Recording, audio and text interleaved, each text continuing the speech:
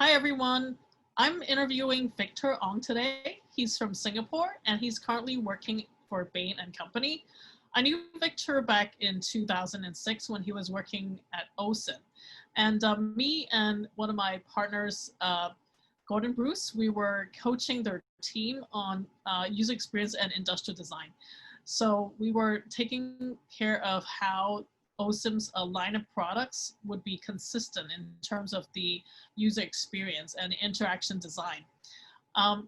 So Victor has gone on to many really well-known companies such as HP, PayPal, IBM, and then now at Bain & Company, and even worked for startup companies. So today we're going to discuss what's the difference between working for a startup, a consultancy, especially management consultancy, and also corporate.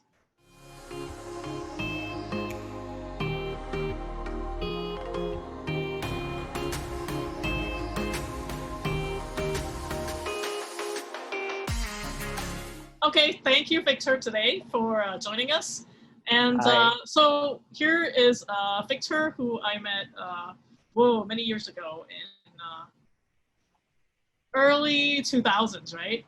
2006, something like that, maybe? I think so, 2006. Yeah, at OSIM, right? So Victor was trained as an industrial designer, and now he is doing user experience at Bain Consulting.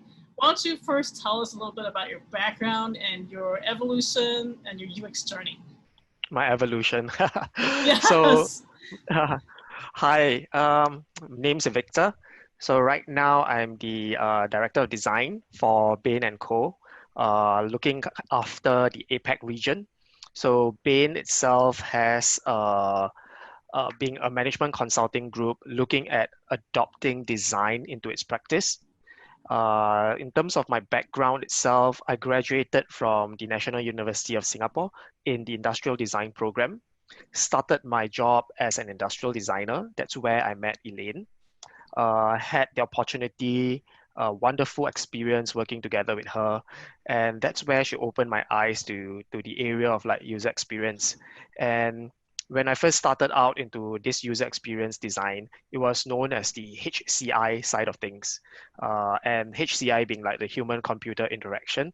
There's no such thing as UI or even UX. Everything is just interaction design. Then I moved out from there as a product designer, holding two portfolios, one being in interaction design and the other in industrial design. I moved to HP. So in HP... In Singapore, right? Yes. Yes, correct, in Singapore. Yes. Yeah, in HP, I started off in the Singapore or APAC region office. But by the time I left HP, I was literally working as a mobile lead across global innovation under, I think it's known as GXD back then. So it's Global Experience Design Group, looking at print, the business. Print being a print business across inkjet printer, laser printer, as well as the big and bulky design jet print. At the peak of my career in HP, I think I was managing 5 different time zones. So imagine the hours spent, those crazy times working with across different regions, understanding the different culture as well as working habits of different people of different countries. Is that B2B printing or B2C as a consumer printers? Yeah. Right? Yep. So when I first started, it was literally on the area of a B2B business. And by the time I finished in HP when I left, I was dealing with B2B, B2C, as well as those enterprise printing, those very big printer that looks almost like your grand piano, half of your grand piano. Wow. Okay. Yeah. These are in big corporates. Yes, right? For big corporates, or either for big corporates or for creative firms that wanted to do long printing. Let's say your architecture. Plotters, right? Yeah, it can also be the plotters. Yeah. Okay. Cool. Okay, so you went from industrial design at OSIM. OSIM was the massage chairs, right? A lot of health products. Correct. Yeah. So a lot of those, but I'm thankful, I would say that thankful to be looking at the massage chair across the entire OSIM portfolio. and had the opportunity to work even for the sister company, Brookstone, for the United States, that OSIM acquired. I see. And then at HP, was it more digital or was it more physical type of UX? Like, was it the printer interface or was it more digital experience?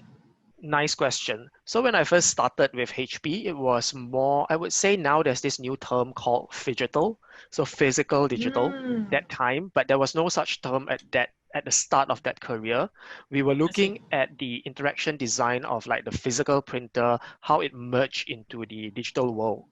And that was my sort of like my first job scope that I was hired in for, because knowing that my background was in industrial design, I had exposure in like HCI of things. So that was my starting point. But by the time I left, it was very much into mobile. So I was working under this mentorship of this guy called Steve Brandenbach. He took me in under his wing, working together with him in the GXD, the Global Experience Design team in San Diego. So that's where we grow the entire new business of like mobile interaction and how mobile helps printing and sort of like connect into your printer. Okay, so when you say mobile, is it that I will be using my mobile phone and I can remotely print something? Is that what you mean?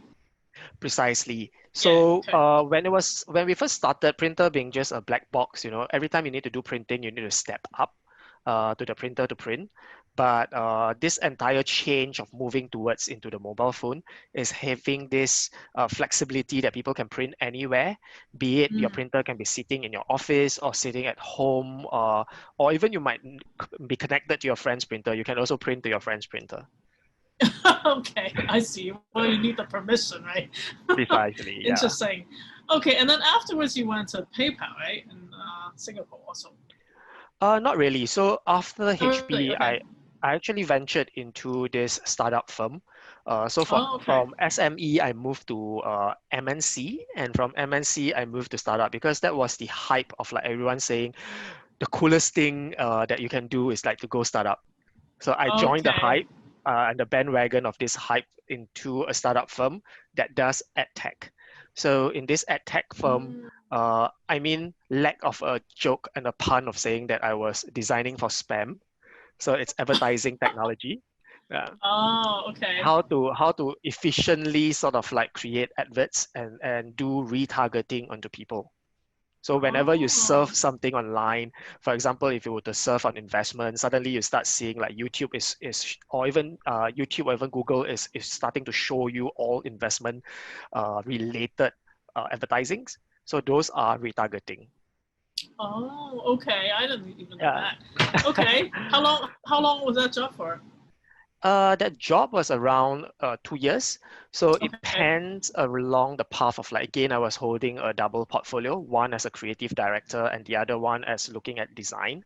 I had created a team, built a team, a small team there. We look in all the different touch points from, it's usually more of a B2B business because these are the people that sort of like create advertising and how they could like maximize and shift around their dollars and cents to make Yeah. this advertisement work better, optimize it better for different viewers. So it's a B2B platform. Okay. Can you describe a little bit about what do you mean by creative director and design? Because, different people have different definitions. What's your definition? Yeah. So as a startup firm, you have this flexibility of going broad. So in terms of one thing that I take away from the startup company is this idea of a broad T. So being in HP, I had this liberty of growing my deep T, meaning that I was so deep into the area of mobile and mobile experience and mobile interaction and mobile UI. You can just put mobile anything in front. I'm basically in that area. So it's going too Okay. deep in. And I have no idea of like, let's say, interaction design on like the front panel of the design, like the printer's front panel. I don't have that visibility in those areas. So moving Okay. into a startup firm and holding the hat of a creative director allows me to extend the top of a T being broad. So I cover areas of like branding, some parts of marketing, as well as looking at entire brand identity and flowing that brand identity into the entire design spectrum of in terms of how the look and feel of the app is, that interface, the language that we showcase to customers, down to the EDM, so the electronic direct mailers, Mm. everything being a So consistent look and feel. so everything that's Yes. related to design, you can do in a startup, right? Yes, so you have that Yeah. flexibility. But when I first started there, I was more as a consultant, a freelance consultant, giving them Mm. views. Because a lot of times startup have a lot of money and they do not know how to leverage and use the money to grow their business. Then it's in terms of like any startup that sort of like take design on, you need to sort of coach them and educate them the value of design. It's beyond aesthetic, beyond the cosmetic of look and feel, into the different Mm-hmm. areas and touch point. That's when they start to see the opportunity of, oh, hey, there's UX. And then from UX, they say, oh, okay, there's now branding. And then Mm. there's this holisticness of like the brand speaking to the UI speaking to the UX. So my role sort of like grow from being a freelance consultant. They offered me a role with the company as a full-timer, which I took up, and taking on this opportunity of this creative director role to help them build this Mm. entire brand. Yeah. Okay. So when you say does create director versus design, what do you mean by design? I was looking as more as a design manager in that sense, managing how the brand sort of like translate into the UI and UX side of things. So I Mm. was basically at this crossroad and intersection, and I would say a lot of times outside, if you're working on this any company, creative director might be one person, and then the design director might be another person. So you might Mm. have a clash between these two people. But Mm. being in this role in this startup firm, I was basically the person in the middle to hold Yeah. both sides of the coin. Yeah. So did you have two teams reporting to you, or it was one team? It was one team working on One team. Okay. the entire thing. I have one I see. person that does branding, specifically on branding, Mm. and this person wanted to learn more about UI. So it was more of a Mm. coaching session where you showcase this person of like, you have these skills in design, you have these skills in visuals, but when you translate like graphic design into like visual design, or there's a little bit of a change and nuances there in terms of like you can no longer do eyeballing or guesstimation. You need to be more pixel perfect. So there are some little Mm. things that once a graphic designer sort of catch it, they can translate their role from a graphic designer into a visual designer. Yeah, yeah, for the UI, right? Okay. Yes, yes. So and then was the next thing PayPal? Yes, the next thing was PayPal. And the move to PayPal was more again towards the hype of like at that point of time, fintech was the hype of in the market. So if you Okay. realize my career move is based on hype in the market because you want to Yeah. stay in front of all this trend that's going on. And Mm. this time round was more towards fintech because fintech is going to be the disruption in the marketplace. So what I said by that is because like for PayPal, they were this big market disruptor from the conventional banking, the brick and mortar banks. Uh, they're serving up needs that sort of like solve problems in the world. So example, people from China wanted to do sales, but there's no way for people to pay them from if they're doing overseas. And then, for example, someone from Singapore that wanted to transfer money to Australia. If you go Yeah. through the bank, there's like a certain cost and also a certain lead time that before your money reach there. You know? Okay. So what PayPal did was like they served up all these needs that solve problem areas, financial problem areas that people have, and that's where the brick and mortar financial institution or banks are not doing it. So that makes them Mm. kind of successful. So that's how I sort of like choose in between the job offers that I had at that period of time. Uh-huh. I had another offer.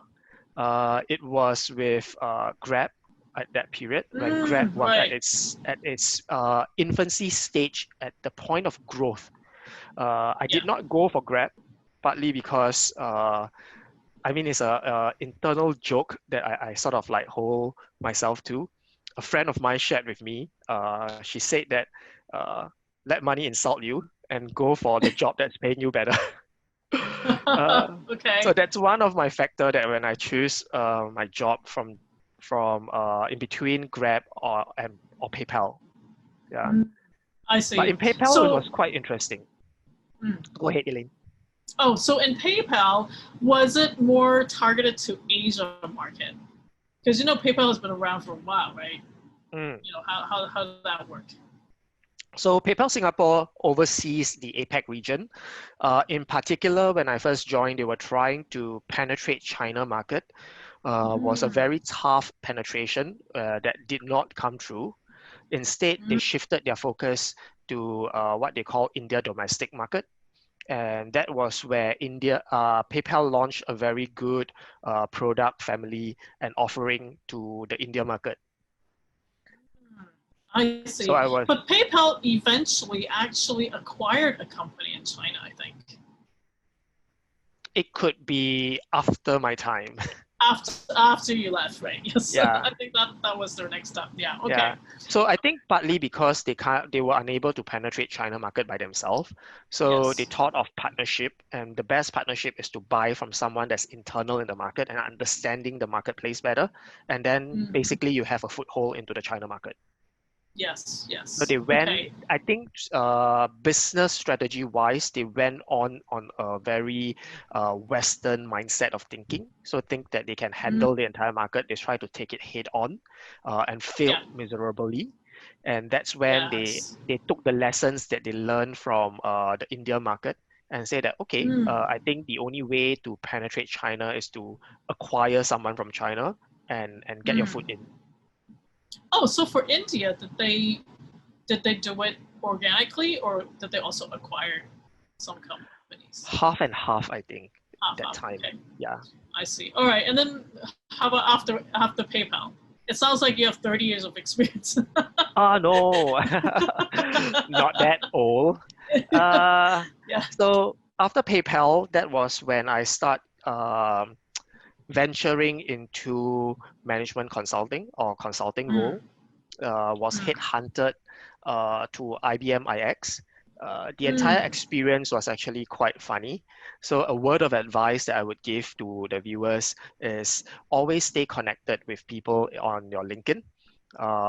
Know new people. Be a little bit thick-skinned in Asian context to go and Mm. network with some people. So that's where I network with the former head of design, Hadrian and Lard. He was, I think, a Swedish, sort of like located in Thailand.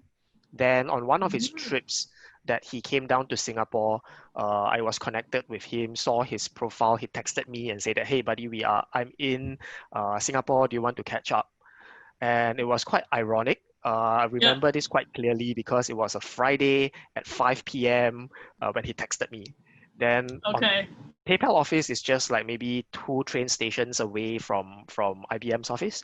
So I Yeah. was thinking Friday, catch up, beer, okay, let's go. That's where I sort of just jumped and went over. And I met Hadrian in person. Mm. Funnily, it did not turn out to be a drinking session. It turned out to Uh be huh. a hidden Interview. agenda interview. And Okay. I met him in person. He took me on this sort of like office tour of Yeah. the IBM office. And I find it Right quite then. funny. Right that day. Yeah, on that day itself. Oh wow. Okay. Yeah. And I find it quite funny because there were IBM Office is sort of like designed in what we call pods. So there are different teams working in different pods. Then he was having discussion and he got roped into some of these quick discussions where he Hmm. suddenly pulled me in and said, "Hey Victor, what about this? What do you think? Would you give your opinion about this and that?" So I got roped into 2 different pod discussions. And I find it quite funny because these are ongoing projects and he's asking me for my view on IBM's project. Oh. And it was quite interesting because you get a look at like what kind of projects that they are doing. Yeah. And the office is in this structure of like a square, and the escalator and the lift are all in the middle. So we went on this square tour, and we ended up at the same place, the reception table. So I thought, okay, now we should be going down to drink. Then he was like, no, he has another meeting that he has to go to. And he straight away shook my hand and said that I'm going to offer you a job here. Would you like to take it? Wow. Okay. Don't estimate any networking opportunity. Precisely. Yes. So that's why I find it quite funny. I asked him the question of like, shouldn't you see my, portfolio, resume, etc. Then he said, your LinkedIn already has all your resume. I just need to see how you perform in terms of your design skill set, and those pod discussions kind of proved it. Oh wow! Okay, so it was a hidden. I was set up. You didn't even know about it. Okay, yeah, I was that's set great. up. And I remember IBM at that point was hiring like crazy. Even in the U.S., in New York, they're hiring like 3,000 designers. Like it made the news, I think. Correct. So at that point when I first joined, IBM was at its pinnacle peak of consulting. IBM as a parent company has this vision sometimes to pour money into certain area. At that period, there was pouring money into the consulting wing known as IX, or Interactive Design. And IX is a group of consultants across the entire globe. So it formed IBM IX as the biggest consulting group on the planet at that period. Yeah. Right. And for IX in Singapore, I was leading the ASEAN charge, so looking at ASEAN market, panning from all the ASEAN countries. Yeah. So why at that point was like consulting so big? I mean, was there suddenly a lot of businesses for, consulting? Okay. So for IBM being a sort of like a tech company that sort of give tech services, they wanted a foothold into businesses and potential companies. And as a consulting, when you go in, you assess the situation of the company, and then once you know what's wrong with it, that's when the main parent mother IBM comes in and say that, okay, based on this recommendation, these are the products, IBM products that we can serve you, and we can do the entire consulting to build for you. Oh, okay. Actually, maybe for the viewers, help explain, because I think for most consumers, they know IBM as the laptop with the red, red little thing in the middle. But I think for most people, they don't really know what IBM Consulting does. Can you explain a little bit? Okay. So maybe just pull back a little bit. Yes, IBM did have the ThinkPad, but they sold the ThinkPad business to Lenovo. Correct. Yeah. So it's already owned by China. So the little red dot there is a China dot. Okay. Then they still do some laptops in terms of their own IBM laptops, but IBM as a whole is a service and tech provider, meaning that they could be very industrialized technology that they build up. A lot of them are B2C and B2B kind of offering, and they are very techy in a way. So, like for example, like what? Like AI, right? Watson's AI? Watson is one of them. So Watson's is one of the business unit that was built up. It's in terms of all this artificial intelligence and AI learning and how you embed technology. But if you look at it this way, IBM itself since it's a very tech company, all these techie geeks are building up technology and no way of selling it or implementing it into actual use. So they took the IX group or the consulting group to sort of like create this, breaking this barrier of entry and having access into new ventures, new companies that needing technological solutions. And that's where they provide all this technology solution through the arm of the IX group. So would you say, so for example, I would imagine, so IBM services also the multinationals, and it's like the back end B2B solutions, right? And then is it the design group that paints the picture of how these technologies can be integrated into their business. Is that how it works? Not just that, I think a lot of times when the team goes in, they will be going in to try to solve the client's problems. And Mm. then after that, it could be like maybe 70% of it will require IBM's technology to power all the solution. That's when Oh, we start pulling in all the different business units to say, hey, this different business units can help build the solution for you.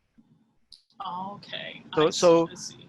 so I mean, a conventional consulting would be like they provide the recommendation or the strategy, but not the bill.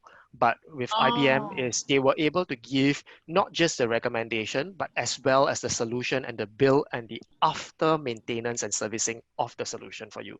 I see. I see. Okay. So that was So great. why. Mhm. So that was why Yeah. IBM iX was built up. Okay. And then now you're also in management consulting, but in a different way, right? With Yes, Bain in a and different Company. way. Yeah. Yeah, so with Bain and Company, it's what we call the MBB of the world, Uh McKinsey, huh. Boston, and Bain. And Uh huh. and in here, it's a lot to do with this strategy, business strategy, design strategy, and how to actualize some of this strategy to help clients and businesses. But with Bain, a lot of this design decisions or even like design solutions are backed up with business numbers. So like if you Mm. do such and such, there's a sort of ROI that comes back with it. So Mm. Okay. things are sort of justified in terms of dollar and cents, as well as NPS scoring. So meaning to Mm. say that Bain, being the creator of NPS, Yeah. everything is sort of tracked to say that, well, we start our project, this might be your NPS score. By the time we end, these are your ROI and your new NPS score for Mm. this solution, for example. So how, like as a designer inside a management consulting company, what's interesting is I think this phenomena did not happen even 10 years ago, right? Like I No, think it's a very new phenomena that designers are involved in management consulting, right? And in the design world, historically, we're not very numbers or ROI driven. Can you talk a little bit about how that culture changes and how the design team works with the business, teams to get this to work? yes. Yeah, so I think how it started for like Bain or even like in management consulting for the MBB is while the management consultants are looking at optimizing business and numbers, they realize that a lot of this optimization touch on solutions or offerings or services from a client side. So if you don't fix the solution or services, then you're unable to get the numbers right. So that's where they Mm, sort of like pull design into the picture. And mm, when you pull design into picture, designers or creative bunch of people work in a different manner than a management consultant. So, right. for example, the business side of people will start looking at numbers and all the calculations. But for designers, you'll be like, what are those? Huh? We don't think in that aspect. So Yes. even in management consulting itself, I would say that any consultants that work with us, there's always sort of like a balance that we need to strike. We're introducing like new ways of working, how cross collaboration ways in terms of like design thinking. All this will be foreign and will be new even to clients, and then when they start looking at how this design's way of thinking actually work is that sometimes we'll do modification that suits a certain company, and we roll it out as a way of like the way of working going forward for clients. So it's changing the culture and work process as well, right? So Yes. how much of your job is actually educating, whether it's internal non-designers and or external clients? I would say it's almost every day. The Every day. hardest Well, okay. Yeah, I would say the hardest part is actually at the start of any new project work, because that is when people are quite stubborn, right? Because it's like Mm, they don't want to change.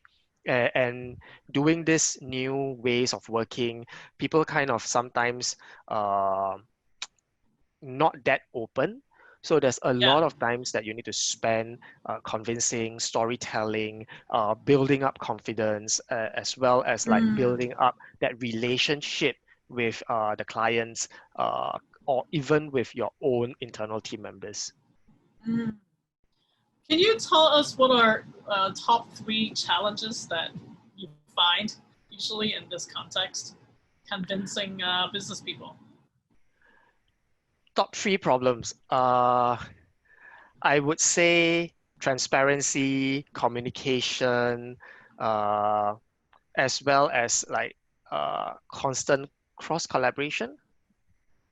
Yeah. Okay. And how do you solve that? Mm, how I solve that? I would say a lot of times you need to be the person that is advocating design, storytelling. Sometimes it feels like repetition, but it's a good way to sort of reinforce the lesson. And being transparent means that in a way you need to work in a style that you showcase, like in design.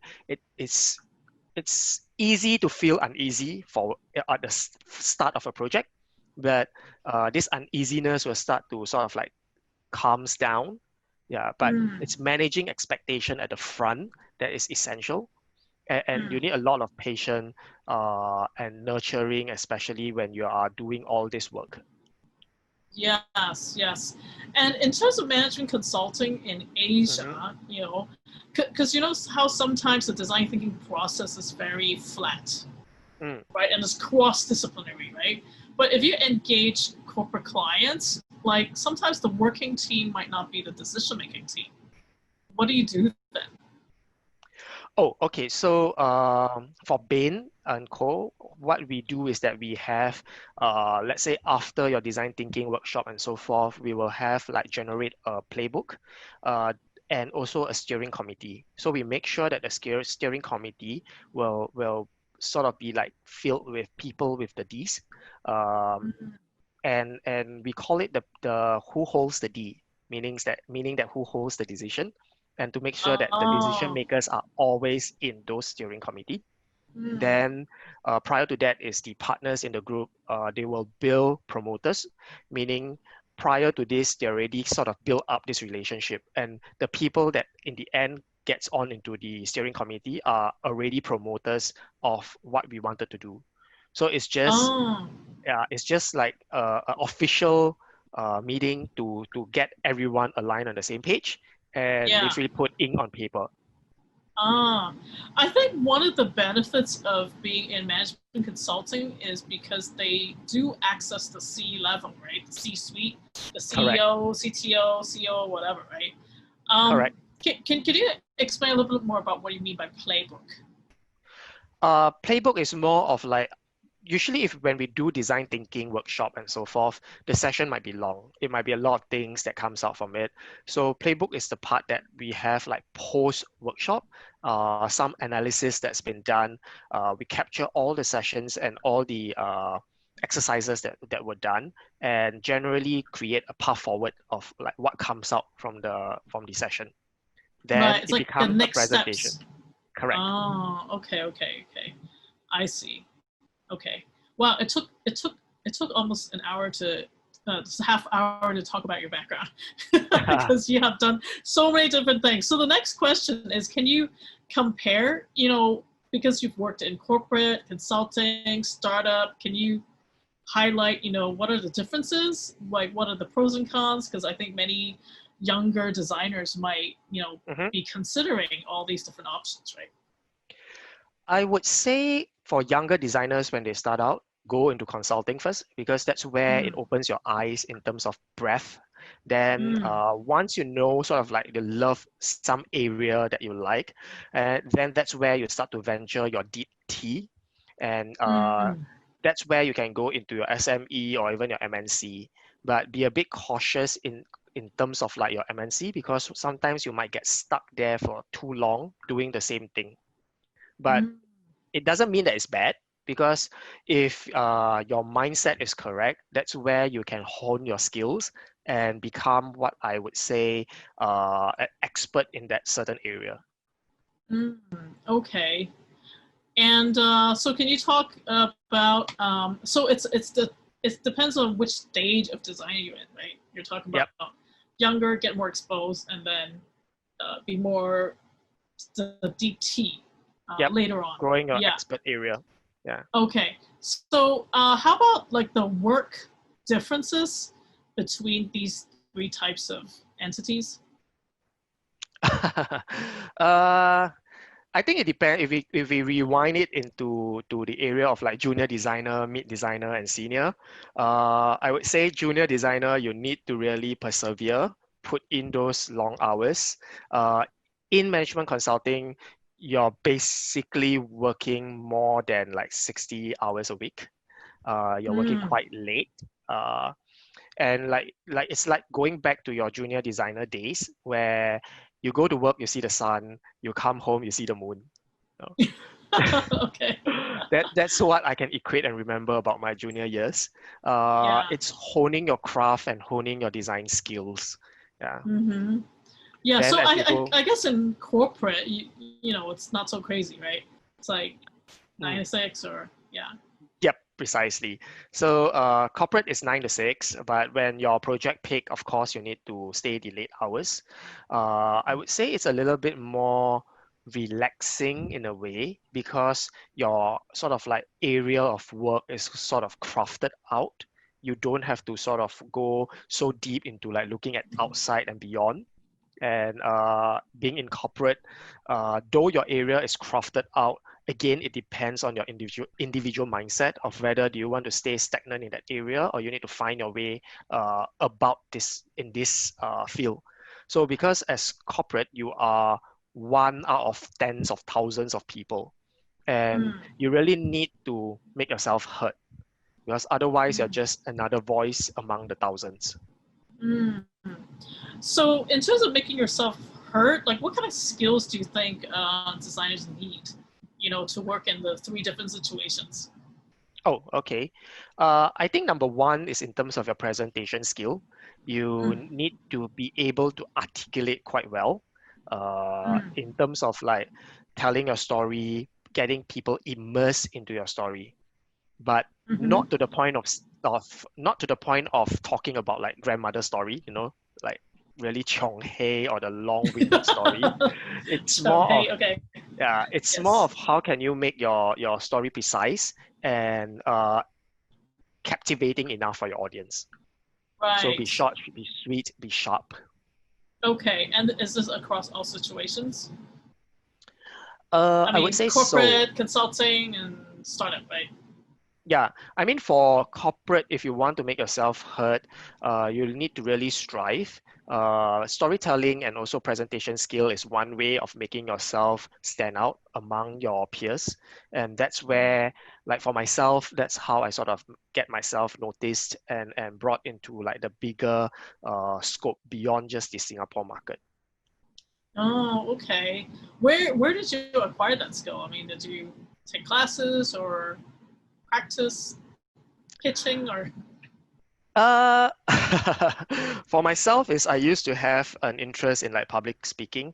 So when I was younger, I tend to go for like public speaking courses and classes just to pick up a skill or two. But having that confidence of like regular practice helps. You Mm. might feel a little bit shy, but when you start going, think about you as the entertainer. Entertaining your audience, then it becomes Mm. so much easier to do your presentation.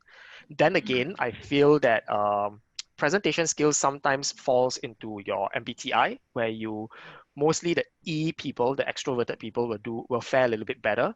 Yeah, but that being said, it doesn't mean that introverted people will fare badly. It's just Mm. knowing how to rechannel your energy. And maybe for the I people, they'll feel like, okay, I have boosted all my energy. Now let's channel them out into and make this presentation good. Then after that, you'll feel like Mm. I'm depleted. Please leave me alone. That kind. Okay, yeah. Whereas, So yeah, MBTI is my bricks, right? You know, the yeah, the mayor break. personality. Yeah, my Correct. bricks. Okay, I see. So just now you had said that. Oh, and one other thing is like you actually have experienced both hardware and software, Yep. hardware and digital. Right. Can Correct. you compare? Because actually, a lot of UX designers actually came from industrial design background. And can Mm-hmm. you talk about that shift? I mean, why did you shift to UX and instead of just staying in industrial design, like an OSIM? And what are the differences? What new skills you need to acquire for that change to So, happen? so I would say that the shift was actually at the start of UX when UX is picking up. Because when you're doing industrial design, imagine you're doing a printer, it's just this box that you're doing. There's that much you can do. Think Mm, about you're doing UX for your phone. You know, the sort of like physical side is where your industrial design is holding design dominance mm, on. But yeah. what happens inside the screen, that is like no boundary. There's so many Yeah. countless things that so much stuff that you can do over there, and it's not Mm, quantifiable, right? And that's where you can explore. But at the time when I shifted, things like I mentioned earlier, it was still known as HCI. That's mm-hmm, when the market later started to shift into the word of UX and so forth, and companies starting to see the value of like beyond just the industrial design, there's the mm, area of the UX design. So demand was super high at the time mm, after I shifted in, and it caused a lot of industrial designer doing that shift.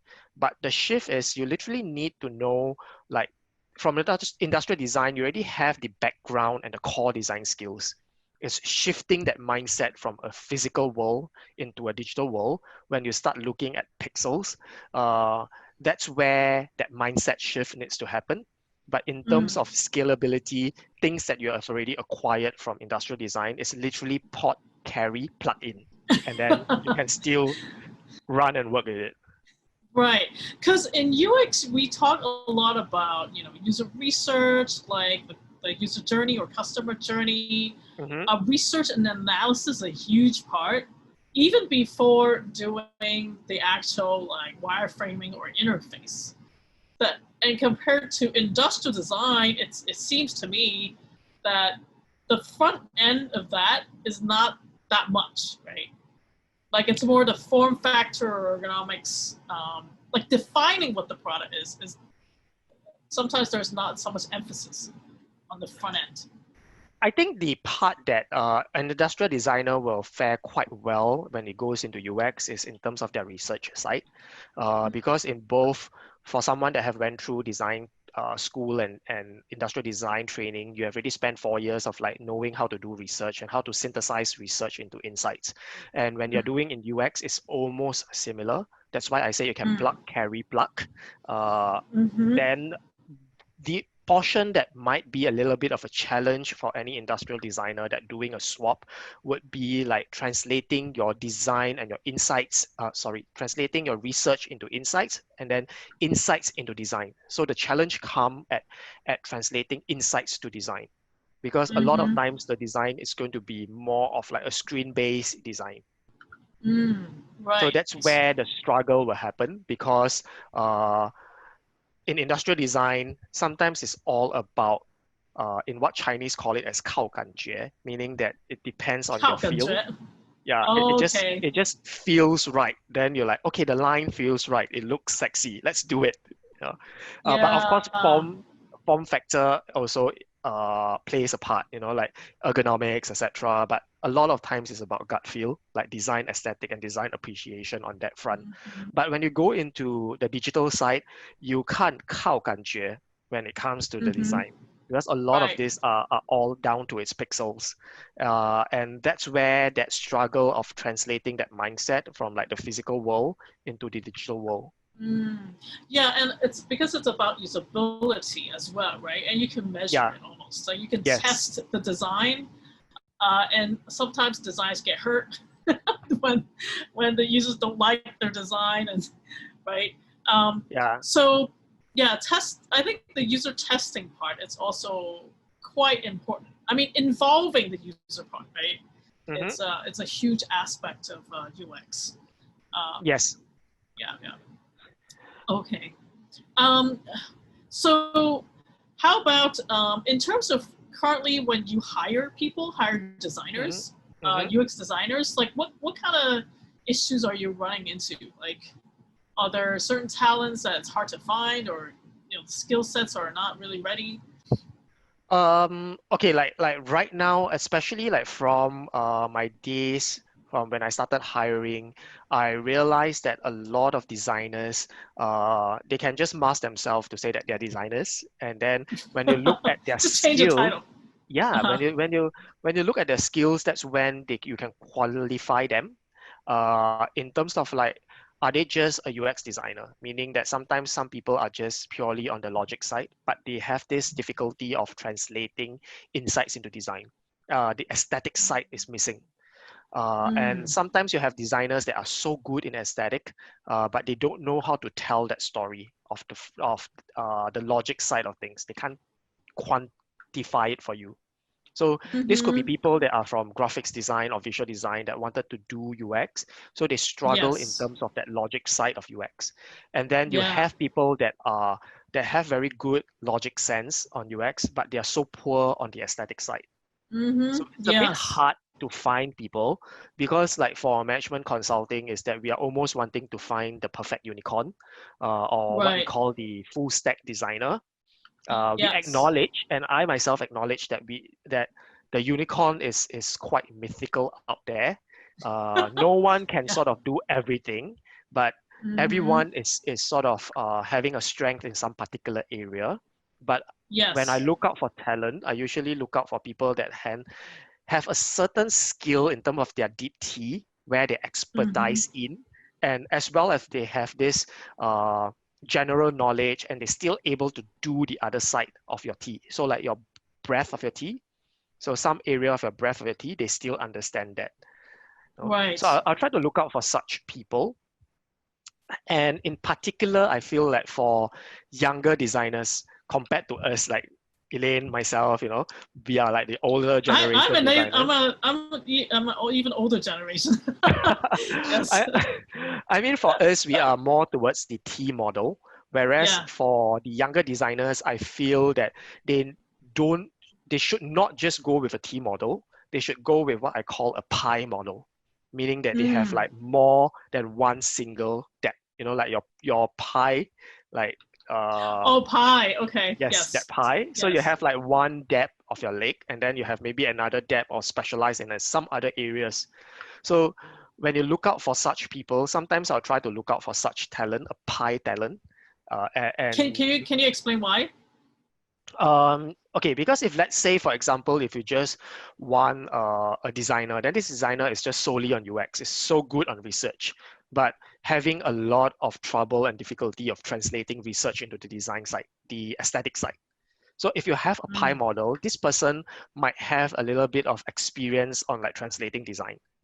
So it's Mm. easier for this person to communicate insights into design, though it might be the design might not look as sexy. So you Mm-hmm. might pair this person with someone that is very good on the aesthetic side of things. Then you start Mm. making magic in your project because someone that's very good in that research coupled with someone that is very good in like aesthetic look and feel, but both people have like a pie model. They know a little bit of like insights. So for example, at the start of the insights part of project, they might be Yeah. able to counter check each other and sort of not say argue, but able to Mm. debate and exchange ideas to get your insights refined further. Then when it goes Yes. into the aesthetic side, the other person has an eye for design, an appreciation for design that able to tell Mm. or call out to this other designer, like, hey, what if we should do it this way, or my UI should be turned the other way. Yeah. Yeah. So, in terms of the aesthetic side of the skills, do you mostly find it from graphic design background, like visual training? What kind of schools do you go to? Like I'll try to go for visual designer. visual design? Don't mind going with like graphic print because sometimes graphic print people, though they are old school into like the print media, but Yeah. once you get their mind translated from like print media into digital media, they can fly quite well. Yeah. But in terms of the UI side of things, I think one thing that most designer should try to pick up would be like design system. and being sensitive to your design system, being sensitive to your pixels. I tend to get a little bit particular in that area Can you because explain a bit about design systems? so for design system itself is how do I put it? It makes a work more efficient, but if it's done wrongly, it actually creates more chaos in your work. So when you Like for say example, systems, do you mean like a standardized design language mhm. across different platforms, like whether it's mobile, web, or physical? Is that what that you could mean? be that could be like the ultimate goal of your design system. But as a start, a system can start off as your component library. Mm, So okay. understanding the entire idea of design system from atoms to molecules to organism, having Mm-hmm. that understanding will help. So for Mm, designers that wanting to step into the UI side of things, yeah, that particular knowledge can bring you quite far. And I then see. being attentive to details. Take for example, if you want to create a line, you want to make sure that your line, the smallest nomination of a line is single pixel, 1 pixel. So you want to make sure that your design doesn't have 0.375, you know. And I mean, designers sometimes will Yes. eyeball and then they feel like, oh, this looks right. But then when your design goes into production, then the Uh-huh. developers will have a cringing headache of like, your screen cannot display 0.037 pixel. Right. Yeah. Right. So having this sensitivity there will help when your design goes into production, and you get a lot of respect from your developers and your engineers, Mm, especially because these people will feel like, oh, this person knows their stuff. yeah. And do you think designers also need to have some kind of programming skills? Not necessary. Learning to Mm-hmm. read a little bit of it will help, but not necessary so because like right now with all the prototyping tools, it's helping to bridge a lot of design to development gaps Mm, okay. because a And lot what? Mhm. because like a lot of your designs, right, when you hand over developers can just go into like code view, and then the platform will auto convert a lot of your designs into codes that they can just copy. Yeah. Okay. Okay. Because that has been like a never-ending debate, Indeed, about whether indeed. designers need to code and all that. Okay. So in terms of like people that you hire for user research and coming up with insights, what do you find mostly? Where do you mostly find those talents? Are they from a particular industry or changing from some kind of industry? I find people that comes from like psychology background or research-based background that were non-design, the people that gives quite good insights and research. Mm, In particular, like sometimes, especially for Asian context, yeah. most people get thrown out of the design school because their parents will feel like design has no future. Like, oh, designer, you are just designing, you have no future. Go be a doctor, be an accountant. Yeah. Typical Asian thinking. Yes. So some of these people might end up in like psychology or research Mm, based degrees, and when they come out, these people actually might have a taste for design or a flair for design. So if you're able to scout out these people and give them a chance to do like research, these are the people that mm. can actually uh, do very, very well in like research-based designs. And most Yeah. of this usually you find them in like MNC setting. Mm-hmm. Multinationals. Yeah. Yeah. What about for interaction design? Design the flow and the logic and the wireframe part of UX. Mm-hmm. What kind of people do you find are coming? What fields they're coming from? Oh, okay. So this part is a bit hard to gauge, partly because I don't find schools or institution teaching such things. So these are skills that Mm, they acquire from on-the-job training and so forth. So a mm, lot of times you can actually see from their portfolio. And mm, sometimes when people are presenting portfolio and looking for job, like some companies will like candidates to do a sort of assessment test. And this assessment test is sort of locked down in a certain number of hours that you need to spend and see how fast you can generate in terms of like ideas or the UI side of things. And usually I find that through such tests is you can see how a person's mind would work and how they sort of logic and flow things through their mind and they put into paper, and literally you can see that happening. Yeah. Oh, what kind of test is that? We usually call it just like a aptitude test. So in this test, it's test. we give a situation. That you guys use? Yeah, we do. We do. In interviews. Okay. Yeah, we give them like a scenario, and from this scenario, we ask you to sort of work plan out and showcase a little bit of like how you would do it, and come out to a solution that you think can solve this problem. Yeah, so it depends on how hungry a candidate is for the job. Some will really put in a lot of effort. Those that like 6:30 kind of effort, you know that these people is just testing water, and then they're like, okay, this candidate might not really be good. Oh. Yeah. Wait, you mean they need to do their homework and come back, or you do the aptitude test during the interview? No, it's more of letting them do and then come back. And part of the thing is to simulate a situation as close to like, let's say, a client situation. So we might have a good cop, bad cop situation, that scenario that we play out, and try to put this poor candidate in this tight spot and see how well a candidate fare in terms of like articulation, communication, conflicts during the session, how you can sort of like address like nasty comments that come to you.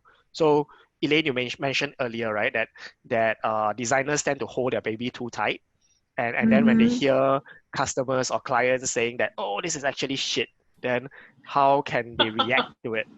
Yeah. Okay. So you might have people that are very too protective, but you might have people that are very cross-collaborative. Like I'm like, okay, this is good insights. This is good comment. I should take this down and I will address a refinement on it in our next meetup. You know, like this will be a better one instead of like, no, I think this is the best baby ever. You know, you have the worst comment. So that you can actually see it in your interview. Right. And sometimes it's a fine line because like, although you of course you want to listen, but then on the other extreme is some designers that will just nod to whatever, feedback that comes over, that at the end your design becomes like Yangzhou炒飯, right? Like Yangzhou Fried Rice. Yep. That it becomes like, doesn't look like anything because there's so many different inputs. How do you manage that? I think that is also depends on maturity of a designer. A lot of times as you go through your number of years, I think that's where the older people, your grandfather, your grandmother tells you that age gives you wisdom. It's particularly true for design because as younger designers, they tend to have a lot of like flow of creativity and ideas. And then when people give you too many comments and so forth, you don't know which one to take. And you're basically stepping yourself into international buffet. You don't know what you want to take out. You don't know what to take out from it. You can have one moment 扬州炒飯. Another moment you can have like a biryani rice, or even a Western steak and fries. So it depends a lot on like maturity and mindset. But if you're a junior designer, I would say that maybe do this together, take down all the inputs together and work through with your senior designer. So flash them out one by one an item, because like in any international buffet, it doesn't mean that you need to eat everything. Sometimes people just like Oriental and sometimes people just like Western. So take in all the inputs, redigest them and say that, okay, out of this 10, I maybe take this 5. I'm going to work on this 5. And I'll give my reasons of like why these other 5 are rejected. And this comes with maturity over time. Yes. I think, just now you basically described 3 different roles inside UX, right? From the insights to the interaction flows to the UI design. Yeah. It's actually 3 different types of personalities or characters even, right? Or skill sets, yeah. But I think a lot of companies actually don't know the difference and they just lump it up into UX design, Yeah. especially smaller companies, right? And then and then that unicorn is even harder to find. I mean, in particular for startup firms, they like you to 包山包海, meaning that you can cover mountain, cover ocean, like you can do everything basically, in direct Yes, yeah, translation.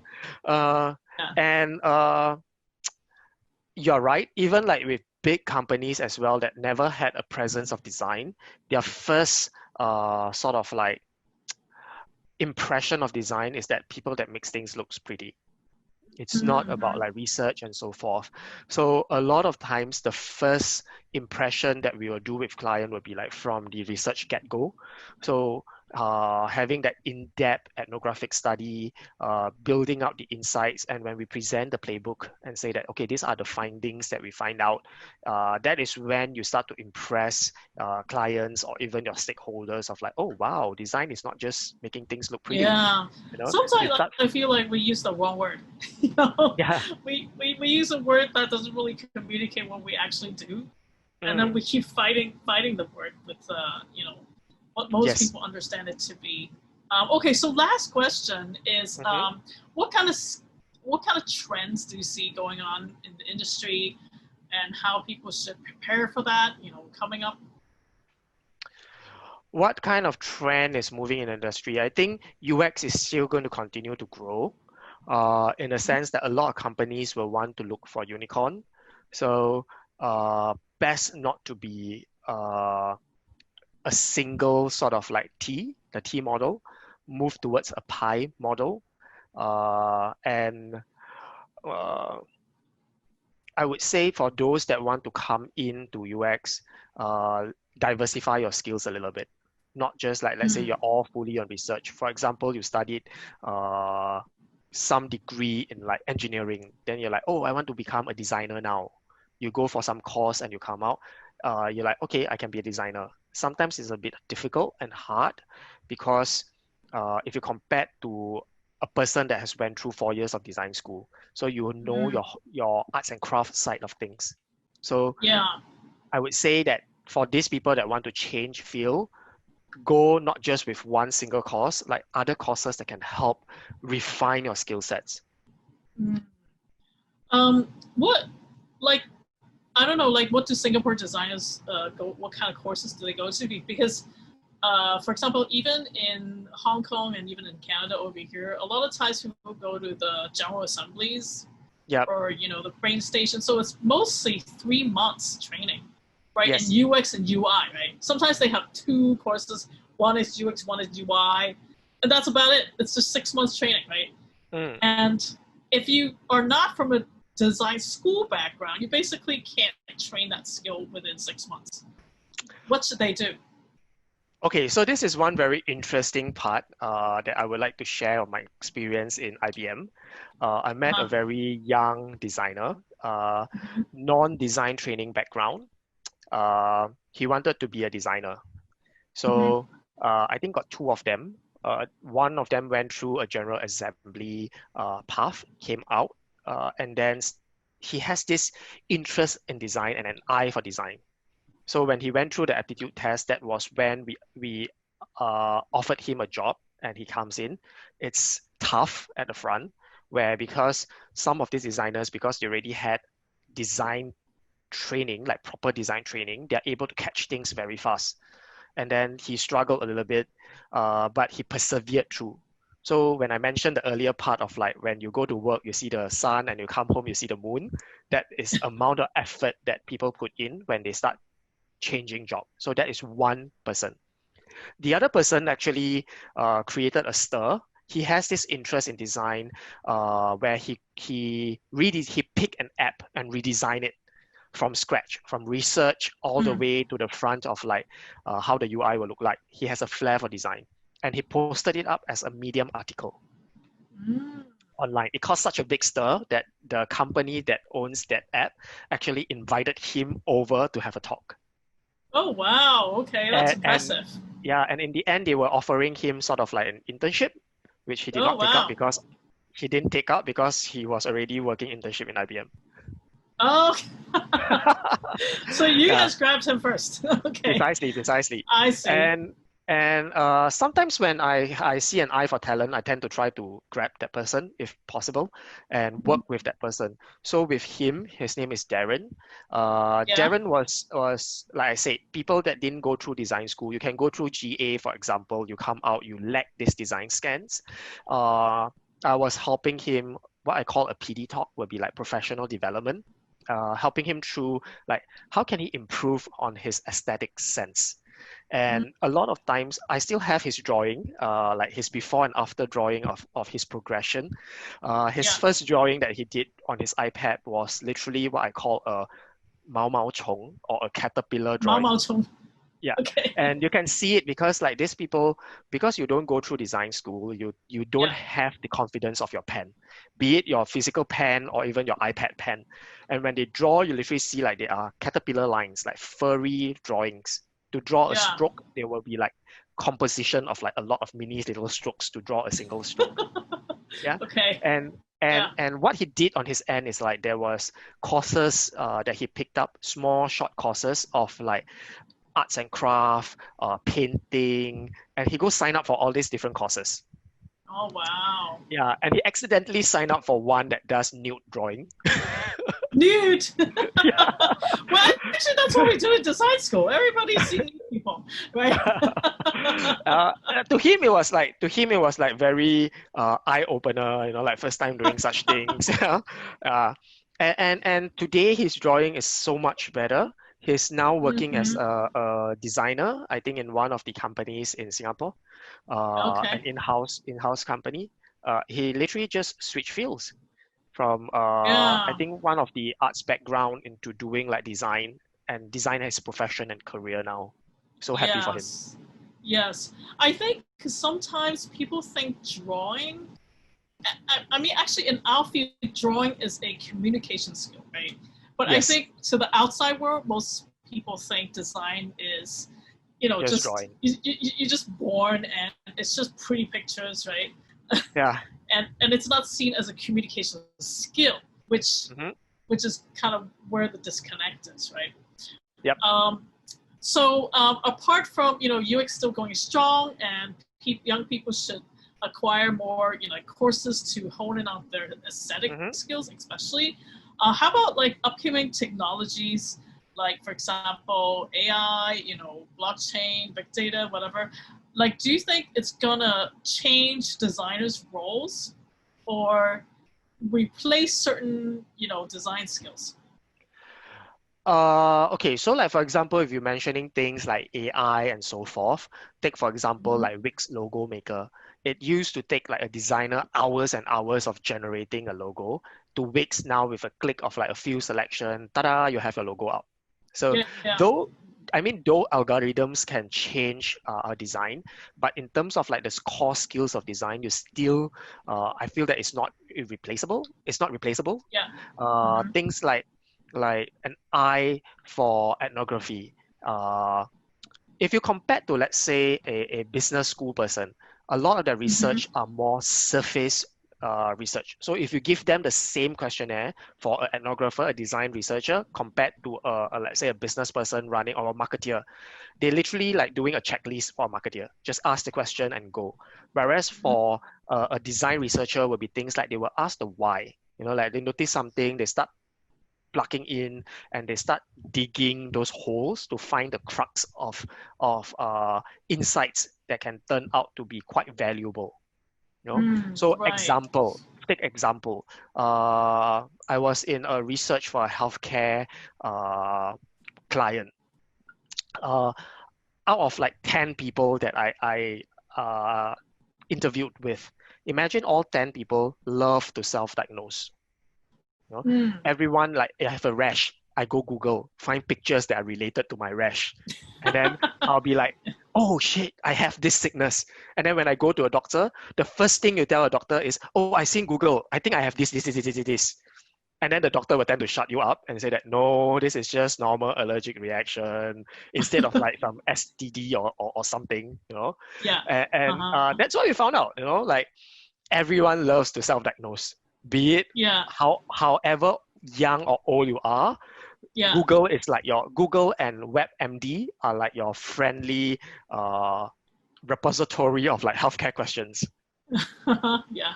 And you don't get this if you're doing a normal user survey, right? Like your yes no survey, you can't find out about this thing. No one Right. will Right. tell you from a yes no survey of like they love to like go on WebMD or Google and do a reference between a pictorial search of what they can see with their eye and what they're seeing on the web. And I skills see. like that is not, I think skills like that are not easily replaceable because these are skills like in sort of hardwired into designers to notice like small little things and small little cruxes that you can dig in and find nuances in. Right. Right. So how about because you know how ethnography or you know we call user research, right now it's qualitative, right, and it's very limited numbers of users that we talk to. Mhm. How do you see big data? Okay, how do you see big data changing that or not changing that? I don't think it can change that, even though with big data, because any research, you usually have your qual and your quant, qualitative and your quantitative. So the quantitative can give you a rough idea of what in Bain called an answer first approach, meaning that what is your hypothesis. But for your design research, you still need your qualitative that big data cannot provide. And these are things that sort of like you come in from a design thinking perspective, like how you digest and break down, bucket your finding, create insights, build up a case, or even build up a value proposition and discovery of like, oh, this is actually the new area that you should be moving into based on all these insights that we discovered. And Right, I don't right, think right. I don't think big data is able to do that. Okay, okay, cool. Okay, so thank you so much for your time. Do you any last words for the viewers? Not really. I mean, I would say that if you are trying to build a career in design, one parting word would be like, use LinkedIn to your fullest in terms of networking. Don't feel what I call like ashamed or shy. Just add a person and then drop a hi. And you can sometimes land yourself in an unexpected interview. Yeah, And as like your well, IBM yeah, precisely. Friday pop in interview. Okay. And as well as that, your LinkedIn will literally showcase how your career progression would move. Every step that you take needs to be able to tell a story of like why you are moving in that step. So Right. any prospective employer, when they look at your LinkedIn, they will know that this person has vision, this person has an eye for like what is next. So use LinkedIn to your fullest. Okay. Awesome. Thanks so much, Victor. Thanks, Elaine. Thank you. 大家如果中意呢集嘅話咧，就請你呢個 share 俾大家啦，咁跟住 like 啦，同埋 subscribe。咁有咩 comment 咧，就可以寫下面話俾我聽，你再想聽啲咩，咁我就可以 interview 多啲人噶啦。